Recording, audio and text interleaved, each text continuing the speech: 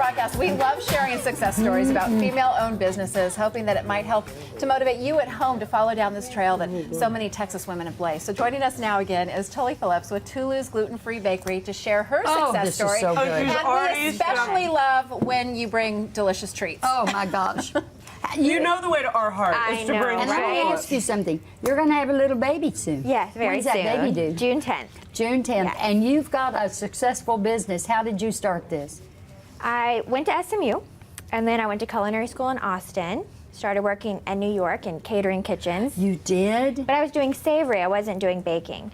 I became gluten intolerant and started baking at home because I was craving all of these products and couldn't even find them in New York. And as you were saying, so that was like 5 years ago, and it was really difficult to find gluten-free products. They just didn't. It really was. It wasn't a big buzzword. Even thing in then. New York City, there wasn't an exclusive bakery, 100% gluten-free, that had great products. So that was really my impetus to start the bakery. And so why did you leave New York and come to Dallas? My husband got a job here. Yes. And I love Dallas. Of My mother course. lives here. And like I said, I went to SMU. So I still have the bakery in New York. It's in the East Village. You do? I do. So I go back and forth and have a great partner managing it. That manages it, because that's such a danger sometimes if you don't have hands-on in the business, you know, but you apparently have a really good She's partner. amazing. You know, I feel like there's so many women who have great ideas like you did, and they're trying to figure out, okay, how do I take this great idea and conceptualize it and actually give birth to it and make it an actual brand or a business?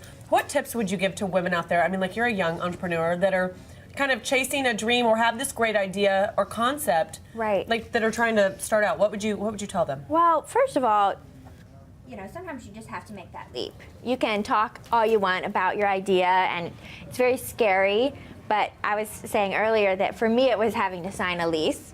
You were like, I oh my can't God, look this back. is Have a real, this is happening. Did you have some funds? Somebody? Yes. All right, because the Friends and first thing family, is to yes. get some money. It is. Or you can take baby steps. You know, if you have a business idea and you can start small and not have to put a lot of money up front, but you have to go for it. You have to just have that confidence. What was the thing that made you take that leap? Like, I think everyone has that one moment of like, okay, I'm doing it.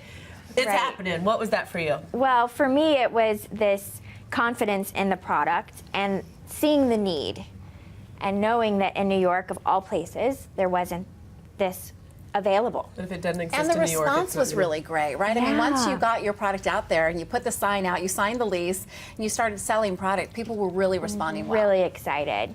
And it's just grown every year, and I came down here and opened. So will you open others, like Fort Worth, and then go to... I'm thinking of Plano, Plano. and maybe other Texas cities, and my partner in New York, we're thinking about some more in the Northeast.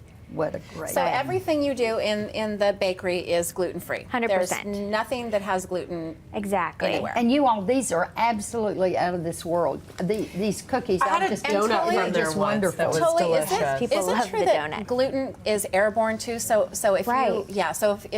if you buy a gluten-free product in a bakery that's not completely gluten-free and you are very sensitive to gluten, that could be a problem for you because Right. there's actually gluten in the bakery. Exactly. And that's why it was so important for the bakery to be 100% gluten-free. Flours can be airborne, and you can take all the precautions, wash everything. You mean a little bit of dust is Yep. gonna... It could send someone to the hospital. Really? People who are that sensitive, yes. But everybody suddenly appeared out of the woodwork that's gluten-free. Well, I think because they didn't realize that it was even a culprit before, and then when they started to identify it and people started That's kind of- Talking about it. Yeah, and like we talked about earlier, taking it out of your diet just to try to see if it alleviates some of your symptoms. Yeah. And a lot of people are Well, finding gosh, it's great that you came in here today.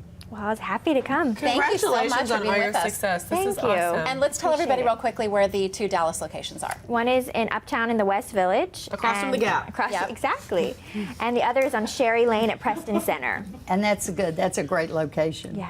Thank you so much for coming Thank you. in. And thank you for sharing these with us. I mean, this Yeah, is You're not definitely- leaving with these. No, These they're are all you staying here. guys. All the camera guys And are isn't like, it interesting I am how the these. studio kind of filled up a little bit more with people? So Now everyone's coming into the studio.